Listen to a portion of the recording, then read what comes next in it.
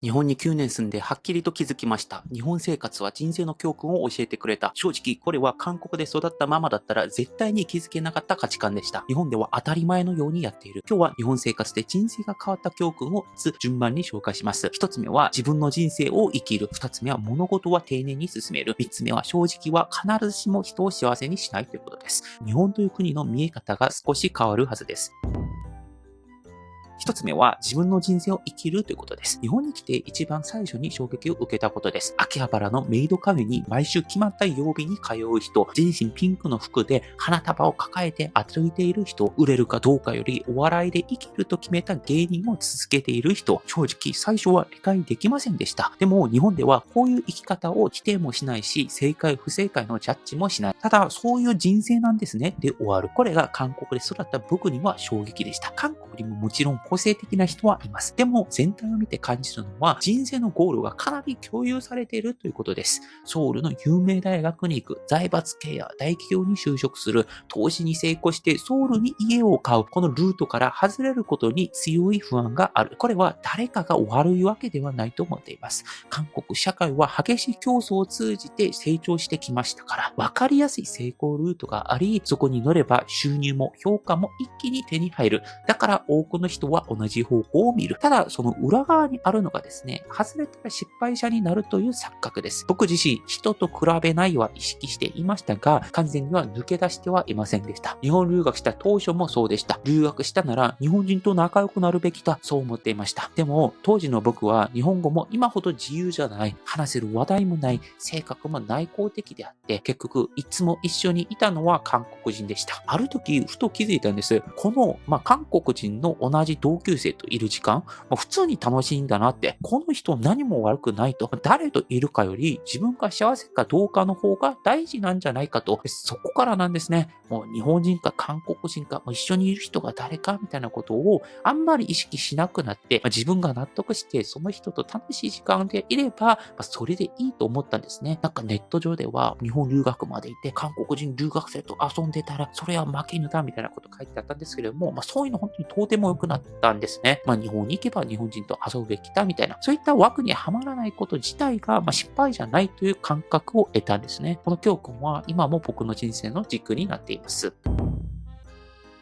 二つ目の話は、物事は丁寧に進めるということです。ご飯の食べ方一つでもそうです。一口ずつ箸を揃えて音を立てずに食べる。手紙を書くときも急がず最初の一文字から整える。野球でもグラウンドに入る前に挨拶をして、試合前にも挨拶をして、試合が終わったら挨拶をして、終わったら必ず整列して、そしてエールを送るみたいな過程をきちんと踏むんですね。韓国と比べると、ここはかなり違います。韓国では競争社会の影響もあって、早く出す、多少荒くてもいいという発想が強いです。例えですが、日本人が100点を1つ出すなら、韓国人は70点を出すというような感覚で物事を進めてきます。このスピード感は強みになる時もあります。例えば、メッセージアプリ LINE みたいなことを開発すると、最初から LINE が今の通話機能とかスタンプとか決済とか、そういうとこを一つ一つ全部組めた状態で作ろうとしたら、少なくとも何年はかかっていたのかもしれません。最低限の機能、メッセージを送るだけの機能を出して、その後通話、開発していくことも必要ですよね。だから韓国式のそのスピード思想というのは、まずはやって、反応を見て修正して、やって、反応を見て修正して、このような形では非常に強みを発揮します。ただ、これが強みではなくなるような場合もあるんですね。逆に日本が強い分野を考えてみると分かりやすいんですけれども、例えば日本は精密機器とか、製造業とか、研究とか強いですよね。こういった世界ではもうナノメートル単位でもう再現性が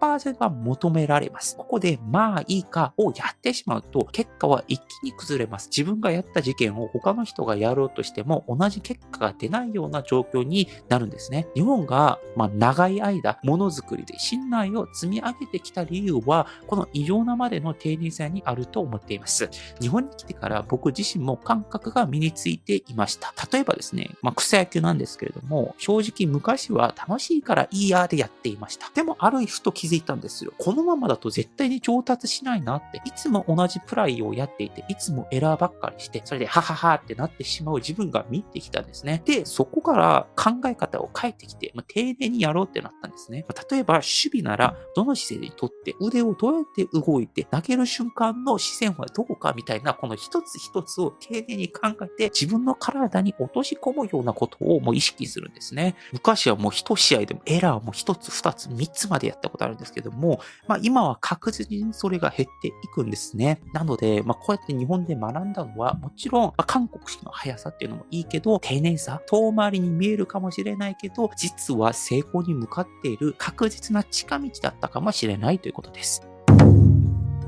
3つ目の話はですね、正直は人を幸せにしないということです。日本で生活して一番難しくて、そして深かった学びがこれでした。正直は善ではないということでした。日本では思いやりがコミュニケーションの中心にあると感じています。特に京都などでは強く感じるんですけれども、極端な例として家にお客さんを招いて、そろそろ帰ってほしいなってなった時に、お茶もう一杯飲みますかみたいな声をかけるんじゃないですか。で、これは言葉の表面と本音が逆になっているんですね。でもこれは相手の気持ちを傷つけずに自分の意思を伝えるという言い回りというか、技術だと思っています。一方、韓国のコミュニケーションかなり違うかなと思っていて、もちろん状況によりますが、基本はストレートかなというのも、アメリカレベルではないんですけれども、思ったことはすぐ言う、顔に持てる、行動も早い、コンビニで自分が店員だったとしたら、例えば時間が余っていれば、スマホをやりたいじゃないですか。だから店員も普通にやりたいことをやってる。それを見てる人も別にそれしたいんだろうし、そうしてても問題はないかなってなるから、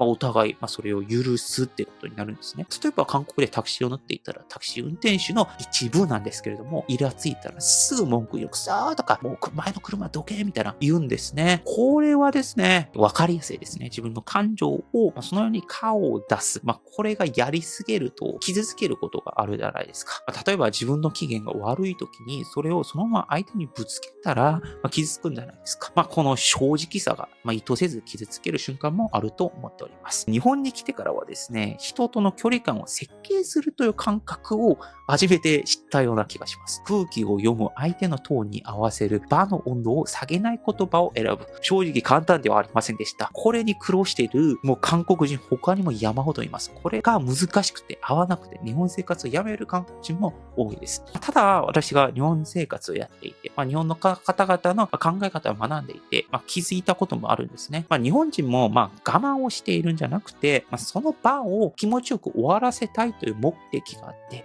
その目的自体は韓国人と実は一緒かもしれないですね。韓国はその場を気持ちよくさせたいからストレートに言ってお互い誤解をなくすっていうやり方を選択して、日本の方々は相手を気持ちよくさせたいから、自分がちょっと我慢、もしくはちょっと回りくどい表現を使って相手を気づかせない形で傷つかせることをやったりとか、こういった方向性は一緒でも、考える仕方が全然違うかなというふうに思ってるんですね。だから今は日本の方々の考え方を学んで、ちゃんとどのような場面で何がベストなのかなってことを考えています。本当に適当な例で言うと、日本の方と話すときには、感情を一度フィルターをかけてから言葉にする。それで相手の気持ちを最大限配慮して傷つかない形だったりとか、場を和ませるような形を選ぶ。でも韓国に行ったら韓国の人々はストレートに自分の感情を言ってほしいということがあるから、自分が思っていることをある程度もうそのまま言う。振り返るとですね、もっと大事なことがあると思っています。全部をした上で、どれを使うかっていう話ですね。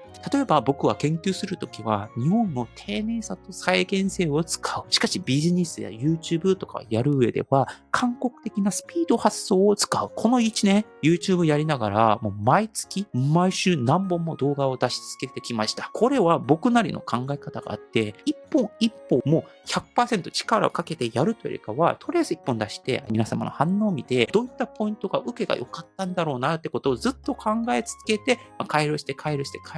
今に至っているような気がします。だから日本と韓国両方生きてきたからこそ、僕はこの使い分けを大事にしたい。自分の武器にした。そして両方の視点があるということを日本の皆さんにもお伝えできればと思っております。最後にですね、日本生活はたくさんの勉強になりました。周りの皆様、そしてこのチャンネルを見てくださっている、いつも優しいコメントだったりとか、勉強になるコメントをくださっている皆様にも感謝の気持ちをお伝えしたいと思っております。本日の動画は以上です。よかったら他の動画も見てくださいね。以上、パクでした。アニョン。